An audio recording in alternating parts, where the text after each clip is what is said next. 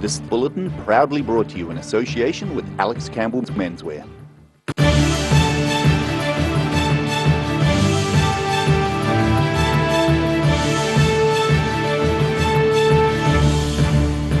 Tonight on the South Today, the national cricket teams for Australia and New Zealand have arrived for a match in Dunedin.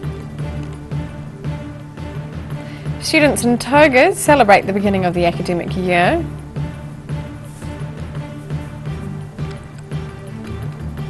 And Rio Tinto donates to an Invercargill charity.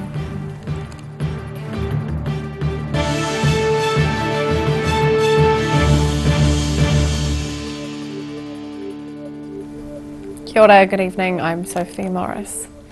A bumper week of sport awaits Dunedin. Big crowds are expected for the Black Caps and White Ferns games against their Australian counterparts, and more than 15,000 are expected to watch the Highlanders take on the Crusaders at Forsyth Bar Stadium on Friday night. Yesterday, the Australian and New Zealand men's cricket teams were given a traditional welcome to the city.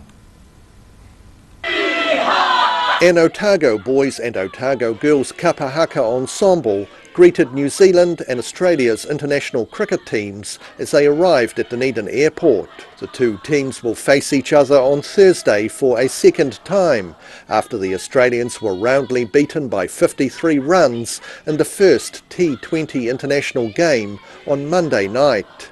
Black Cap player Jimmy Neesham says he doesn't think the 14 days stuck in a hotel should have had a detrimental effect on the Australian team. I think a lot's been made of the quarantine and the 14 days that Australia have just gone through, but we've seen other teams around the world come out of quarantines and play really well in their first couple of games. So we certainly weren't being complacent.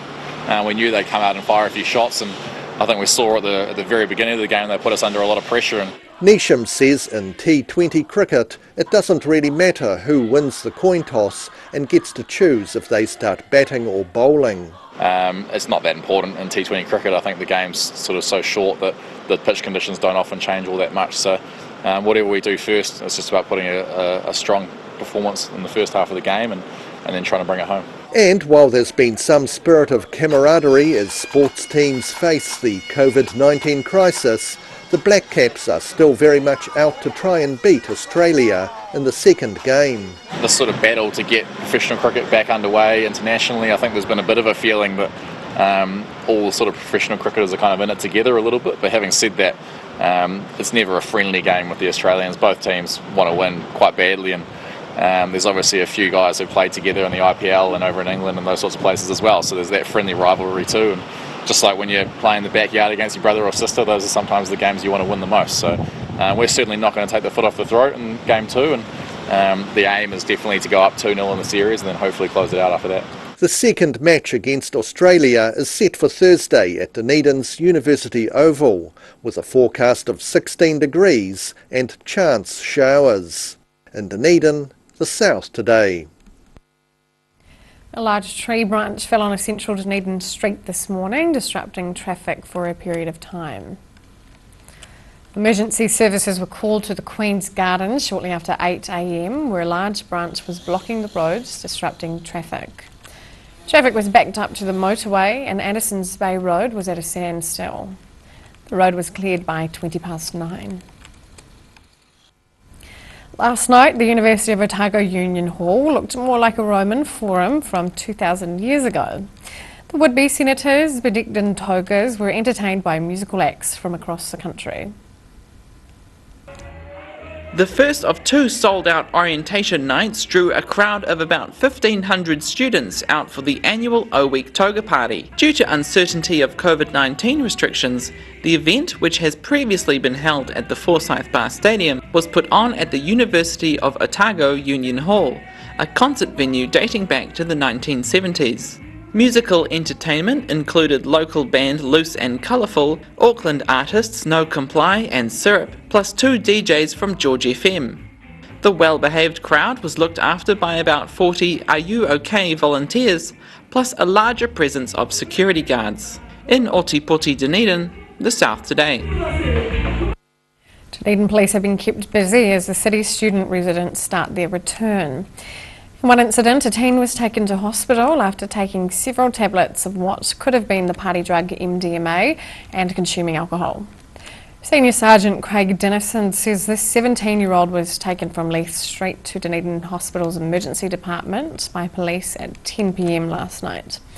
Police also carried an intoxicated woman who fell over at a party in Cargill Street up a flight of stairs to a waiting ambulance at 11:45 p.m. An 18-year-old man was also arrested after throwing a bottle at a passing alcohol prevention team van in Leith Street just after midnight. And Invercargill Charity has received a cash injection of $90,000 from the aluminium giant Rio Tinto. The money goes towards more teaching spaces for Koha Kai, an organisation that helps people living with disabilities. These budding chefs at Invercargill's Koha Kai have just received a generous donation of $90,000 from aluminium giant Rio Tinto.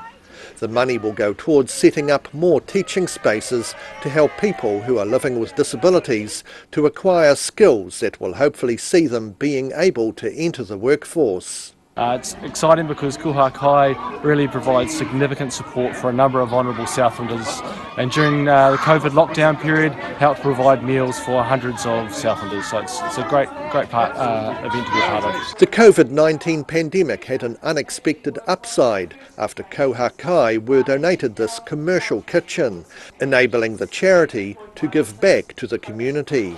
During COVID, we were gifted the use of this kitchen and teaching kitchen, and we were producing 3,500 meals over a 4-week period, which we then distributed through the community. The charity's objective is for people with disabilities to gain skills that will allow them to live a life of purpose. What we do in the kitchens, teaching the guys how to cook from scratch, to look after their own needs first, building on that experience so that it makes them more employable, then employing them and transitioning through into open employment. The donation of $90,000 is part of Rio Tinto's worldwide program to give back to communities as they recover from COVID-19. In Invercargill, the South Today. Still to come on the South Today, a new underground development is in the works at Macraes gold mine, and university students go head-to-head in the sports arena.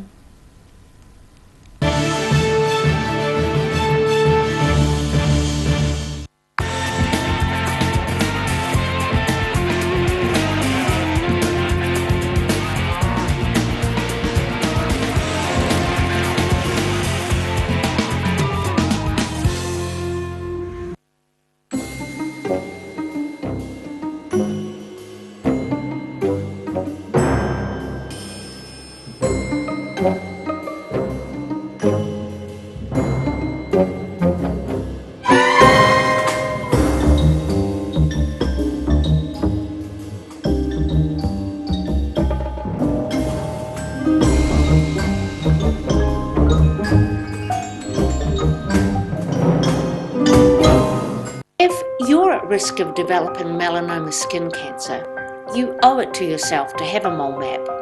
Mole map is coming to your area. Phone today to make an appointment. It could save your life. TV, our favourite babysitter, but it can be tough keeping up with what our tamariki are watching. Luckily, the Broadcasting Standards Authority has made some smart changes to the classification labels. Ooh! Plus changes to the time of day certain rated shows will air, and awesome new parental lock features, meaning your babysitter's job is safe. Find out more at safeviewing.co.nz. A poorly maintained heat pump can lose up to 35% of its output. The Mr. Heat Pump Cleaner team are experts. Their specially developed chemical wash is totally biodegradable. Call Mr. Heat Pump Cleaner and get the job done by the professionals.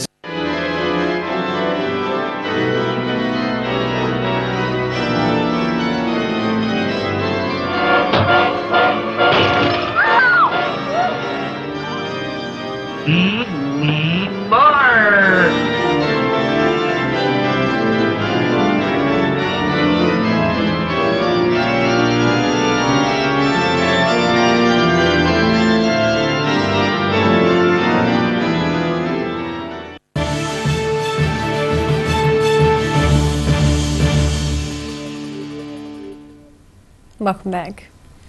Dunedin residents are being urged to keep their sheds and vehicles locked following an increase in the theft of tools and other items over the past few months. Police have been notified of many incidents in Dunedin and Mosgiel where offenders were breaking into garages and cars using mobile phones as a light source. Garden tools, chainsaws, scrap metal and other common items found in garages are being stolen and sold through social media pages. Oceana Gold is saying 2021 and beyond will be a very exciting period for the business. The company is planning a new underground development at Macraes Gold Mine near Middlemarch. The mine is expected to produce about 160,000 ounces of gold this year. Expansion projects are expected to extend the life of the mine to 2028, with forecast production of over 1 million ounces during that period. First-year students went head-to-head yesterday in the sporting arena. Throughout the year, the 16 residential colleges will compete in the annual inter-college competition. All 16 University of Otago residential colleges got to face off against each other for the first time this year at Dunedin's Logan Park for the Collegiate Sports Day. Inter-college competition lead coordinator Daniel Ward says the day is all about having a good time while playing in a team. No points are taken today, no scores are kept, so it is just about coming down, having fun, giving it a go, and experiencing sort of what first year is all about.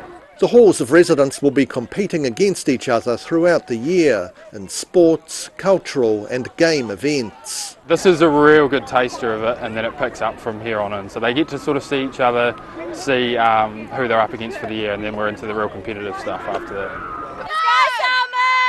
The day includes netball, volleyball and football, all played on the grass, plus touch rugby played on Logan Park's recently acquired artificial turf. Cultural and musical performances plus a barbecue are also on offer. New events added in the last few years include a relay plus a tug of war, which this year was won by University College. The School of Physiotherapy was also on hand, offering fitness testing for any first years curious about their own physical prowess. The physio school, they come on down and they help out with any little niggles, but they also do a wee bit of fitness testing here today as well, so anyone interested in testing their capabilities, they're here to doing some testing on that, which is quite cool. Preliminary lectures at the University of Otago are set to be held this Friday. In Dunedin, the South Today. After the break on the South Today, Katarana Alpine Resort is set to expand, and we check out the weather.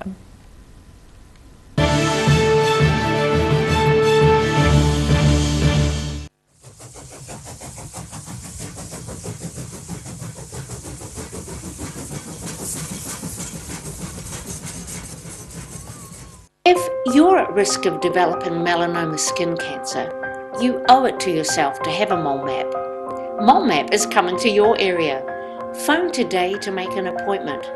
It could save your life.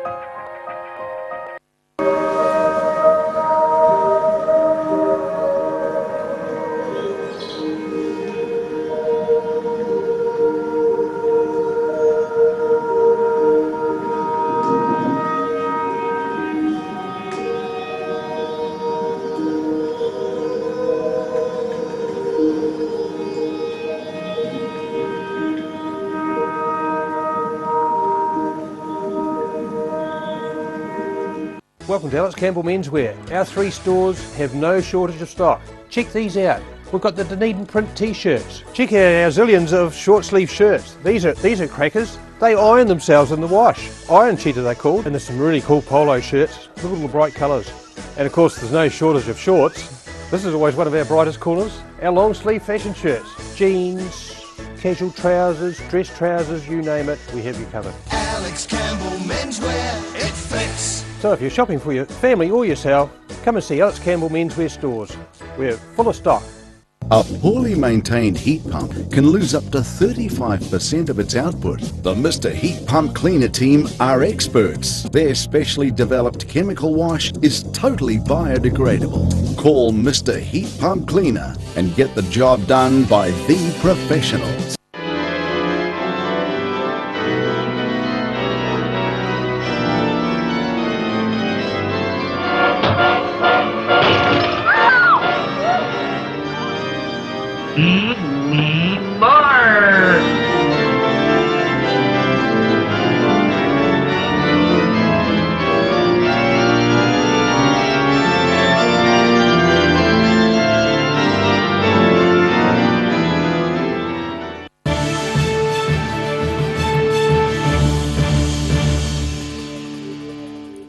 Welcome back. Cardrona Alpine Resort is expecting to ease congestion this coming winter thanks to a new chairlift in the Soho ski area. Cardrona acquired the ski area rights for Soho 3 years ago, sitting on the reverse face of Mount Cardrona, overlooking the Wakatipu Basin and the Southern Alps. The company says that the new lift will address some of the resort's capacity challenges experienced during the busy July school holiday period. The new lift had been proposed for the Pringles terrain but was abandoned when rare lizards were discovered in the area last summer. Instead, the Valley View Quad will be refurbished and back in operation this winter.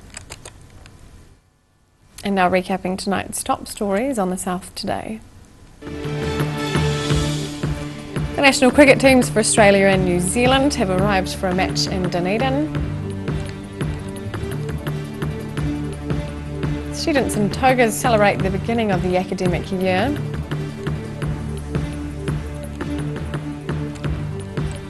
And Rio Tinto donates to an Invercargill charity.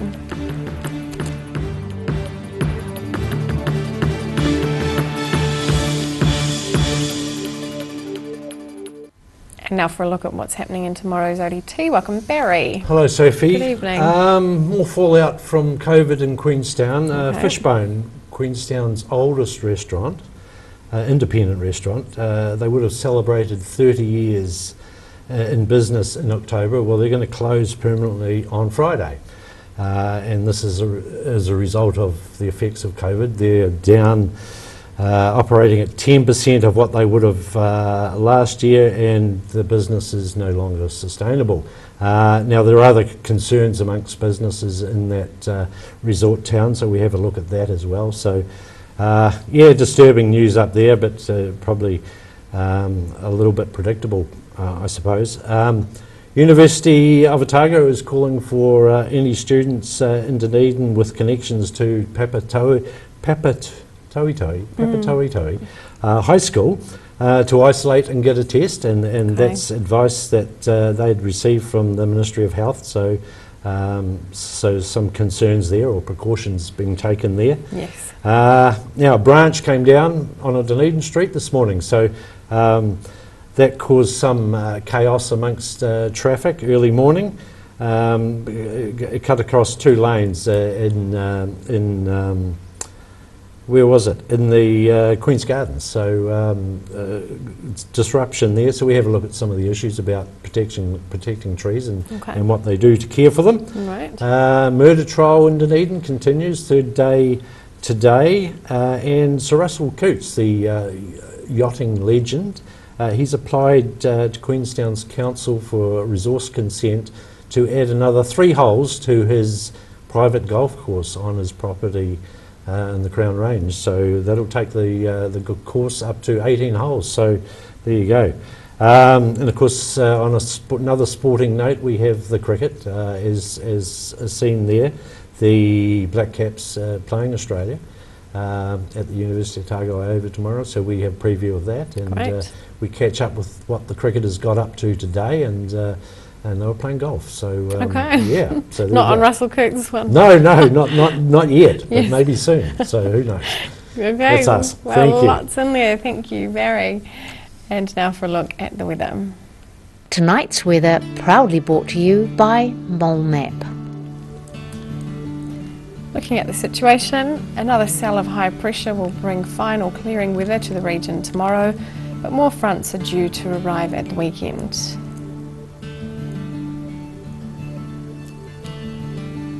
Sunny at the northwest of the South Island. Greymouth and Westport are in for rain with 19 degrees.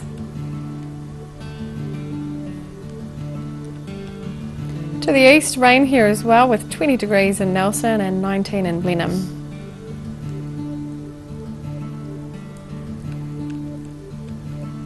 To Canterbury, showers with 18 degrees in Kaikoura, cloudy and 17 in Christchurch, and scattered showers with 15 in Ashburton.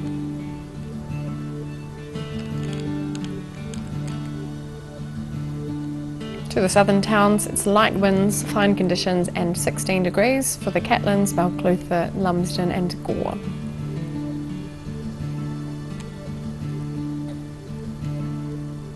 To central, light winds and fine conditions here as well, with 20 degrees in Wanaka and Alexandra, 19 in Queenstown, and 17 in Te Anau.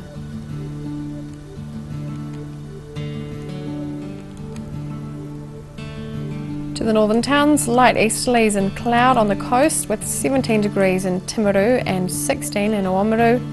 Inland, light winds and fine conditions with 20 degrees in both Twizel and Omarama.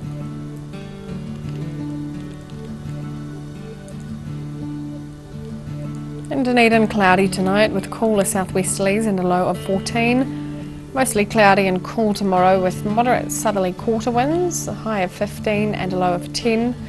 Mostly cloudy on Friday too, but a few sunny periods during the afternoon. Fresh breezy northeasterlies developing, a high of 20 and a low of 11.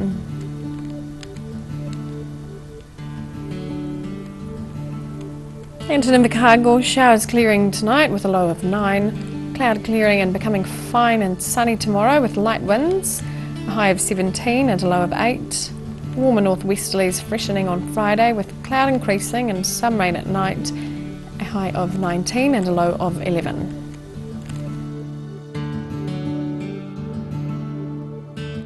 And that's all for our news this Wednesday.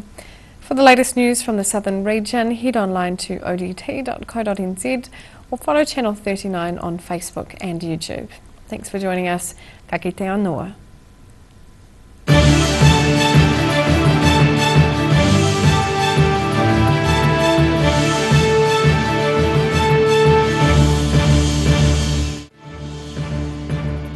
This bulletin proudly brought to you in association with Alex Campbell's Menswear. Supporting local content so you can see more of New Zealand on air.